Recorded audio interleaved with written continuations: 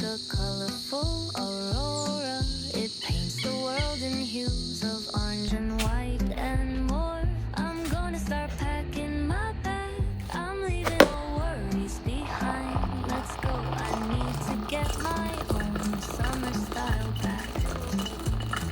The breeze is playing soft through the palm trees loft. Seen it whisper secrets of each land. The sound of the waves lapping on the beach is like a pleasant melody. Soothe my heart's troubles. Windows down with the wind in my hair. I feel so free. Oh, it's the smell of summer. My summer trip. Take me away, all worries to a place where my heart can play. Under the stars, by the ocean shore, by the vast grasslands. Oh, it's the smell of summer.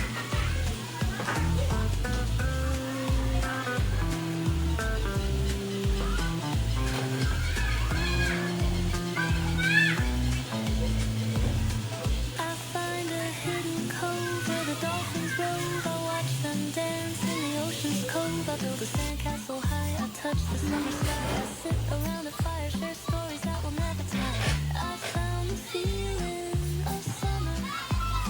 I fell in love with the feeling of summer.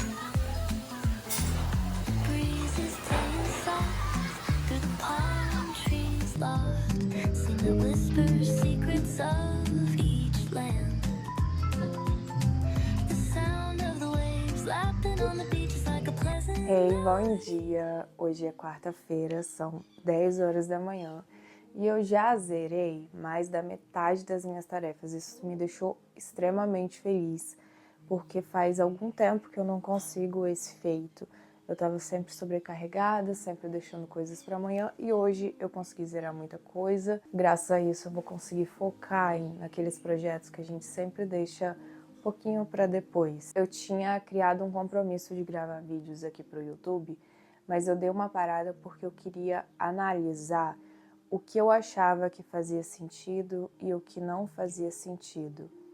Eu quis avaliar os formatos, mas aí a vida também aconteceu. E quando a vida acontece, a prioridade é família, o lado pessoal. Mas eu tô voltando agora e eu consegui fazer essa análise e eu entendi que o formato que eu queria trazer aqui pro YouTube são os vlogs, porque é o que eu gosto de consumir. E além disso, eu queria testar muito a habilidade de falar com a câmera sem roteiro. Eu gosto muito de roteiros, eu acho que eles ajudam bastante, mas o objetivo de começar a fazer vídeos aqui para o YouTube é justamente treinar a habilidade de articulação de pensamentos, de palavras, e eu quero aprender a fazer isso sem um roteiro fixo, ter uma habilidade melhor de falar, de argumentar. E eu acho que essas conversas vão ser muito produtivas, fora que a gente traz assuntos de forma mais natural. Então aqui no YouTube sempre vai ser meio que isso, sabe? Esse bate-papo aqui com a câmera. Um assunto aleatório agora. Eu comprei um MacBook e eu sei que existe a função de espelhar a tela do celular nele. Só que eu consigo espelhar, mas não consigo espelhar a câmera. Então, se alguém tiver um conselho de como fazer isso, por favor, me mande, porque eu já pesquisei no Google e o método ele não funciona. Funciona o espelhamento, mas não funciona o espelhamento de câmera. Então, se alguém souber o que eu preciso fazer para conseguir espelhar a câmera, eu aceito o conselho. Agora, bora pro bate-papo do que tem rolado bastante polêmica desde o início dessa semana. Ontem eu parei uma parte do meu dia para entender o que estava acontecendo. Basicamente, se você não sabe, eu tô falando sobre o evento da Natália Beauty, em que uma profissional convidada, ela não pagou o ingresso, ela foi convidada como embaixadora ali do evento, fez uma pergunta, mas a postura da Natália para responder essa pergunta gerou muito burburinho. O objetivo não é apontar certo e errado, mas fazer uma análise da situação. Primeiro ponto, que se a gente é social media, esses burburinhos eles afetam a gente. Então, por isso que eu parei o meu dia para entender o que estava acontecendo e E para me aprofundar no assunto também, muitas vezes quando esses casos acontecem, nós precisamos usar essas pautas em alta para produzir alguns conteúdos. Então, quando eu acredito que é coerente ou não produzir, e eu já vou dar um conselho aqui. Eu trabalho com muitos profissionais da estética e da beleza, mas muitos outros profissionais se identificaram. E quando que a gente surfa no hype ou não? Eu não acredito que essa seja uma pauta para todo mundo e eu não acredito que todo mundo tenha que surfar aí na onda e falar a respeito. Principalmente porque existe uma proteção jurídica normalmente desses profissionais. Então, uma crítica mal pensada pode surtir efeito para os nossos clientes. Então, precisamos pensar nisso. Se estamos trabalhando com profissionais sérios que querem passar seriedade, nós precisamos pesar muito. Não é entrar só pelo humor, não é entrar só pelo hype, é pensar a longo prazo. Se isso não vai trazer nenhum prejuízo para a imagem do profissional, se isso não pode acabar ali desencadeando questões jurídicas. E quando acho que vale a pena, então? Se a profissional com que a gente trabalha é um mentor, um professor da área, como acabou que a fala afetou muitos profissionais da área, talvez seja interessante fazer um posicionamento a respeito disso e até utilizar para mostrar a metodologia por dentro do serviço, como é o cuidado com a experiência do cliente por dentro do serviço. Às vezes não precisa nem citar a situação, mas de uma maneira indireta a gente consegue deixar claro que está falando sobre aquilo ali, sem, digamos assim, correr risco. Tá, mas se a profissional é da estética e da beleza, ela não é mentora, ela não é professora, vale a pena? A fala dela meio que viralizou, assim, mas ainda está muito concentrada em profissionais da beleza. Então, dependendo esse posicionamento aí, não vai ser relevante para o público do cliente. Ela vai estar se comunicando com outros profissionais. Então, é bom pesar se faz sentido ou não. Às vezes o cliente ele quer muito fazer um posicionamento sobre o assunto e aí a gente respeita porque estratégia também tem que levar em consideração a personalidade, as opiniões do cliente e a gente traz isso, mas eu acredito que é bom pesar se vale a pena ou não, se faz sentido para o cliente do nosso cliente, afinal é ele, para ele que a gente está produzindo. Outros profissionais, além da estética da beleza, poderiam estar aproveitando desse hype. Advogados que trabalham com infoprodutores podem falar sobre o assunto, até dessas questões jurídicas, assim como o que pode se proteger, o que pode ou não pode, o que é posicionamento, o que em que caso poderia entrar com ação legal por difamação de imagem e tudo mais. Então é interessante talvez usar o caso. E até mesmo alguns advogados, dependendo da área, conseguem aproveitar no sentido de como a gente se protege no caso desses contratos. Porque é o seguinte, a maioria desses eventos e mentorias tem contratos muito específicos, muito bem pensados, em que eles se protegem contra críticas e comentários negativos. Já está no próprio contrato.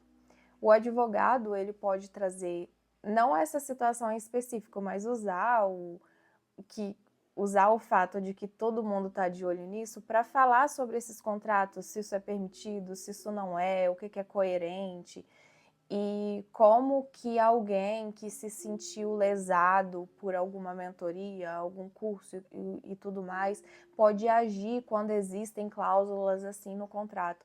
Então, percebe que a gente consegue construir muita autoridade utilizando o assunto sem prejudicar a imagem do nosso cliente. Outro nicho que poderia se beneficiar são nichos de comportamento, psicólogos, psiquiatras, talvez, coaches de comportamento e tudo mais, para falar sobre a postura, sabe? Esse comportamento muito explosivo, muito imediatista, podem virar conteúdos e, de novo, não precisa citar nome na situação, mas fazer uma análise, às vezes até um comparativo de todo mundo está julgando, mas será que você não agiria assim também? E o que está por trás desse comportamento? Não só o comportamento da Natália, mas o comportamento da profissional que fez a pergunta. Qual foi o comportamento dela?